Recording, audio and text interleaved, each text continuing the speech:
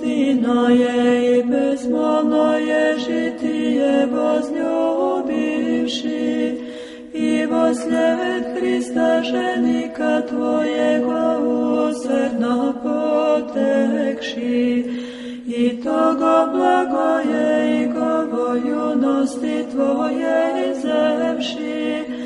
kresnim znamenijem mislenim vragom mužeski voruživšisja, posničeskim i podvigi postom i molitvami i sleznim i kapljami, uglije straste ugasila jesi dostoslavnaja paraskevo, i ninjem nebesnjem čertozje s mudrim i djevami predstojašći Hristu. Moli o nas počitajušći česnuju, pamja